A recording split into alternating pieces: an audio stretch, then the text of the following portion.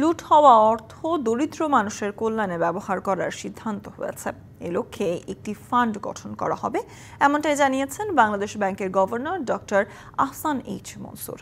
দুপুরে রাজধানীর foreign service একাডেমিতে সংবাদ সম্মেলনে তিনি আরও বলেন, ব্যাংক থেকে লুট হওয়া টাকা ক্ষতিগ্রস্ত ব্যাংকগুলো পাবে, আর অন্য উৎস থেকে দুর্নীতি করা অর্থ জনকল্যাণে ব্যয় হবে।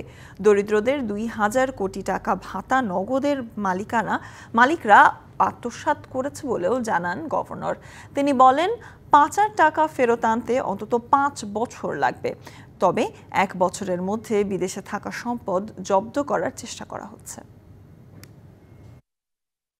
আমাদের হাতে কিছু অর্থ জব্দ করা আছে, যেটা বিভিন্ন ব্যাংকে এই যারা পলাতক আছেন বা যাদের নামে বিভিন্ন রকমের অর্থ আত্মসাৎ এবং পাচারের মামলা আছে, এগুলোকে কিভাবে আমরা জনহিতকর কার্যে সেগুলোকে সেখানে ট্রান্সফার করে আমরা কিভাবে সেটাকে ম্যানেজ করব সে বিষয়ে আলোচনা হয়েছে। নগদ পেমেন্টে ৫০০ টাকা পর্যন্ত ক্যাশব্যাক আর লেনদেনে প্রতিদিন ডিপ ফ্রিজ এবং ঘন্টায় ঘন্টায় এসি টিভি সহ দারুণ সব গিফট।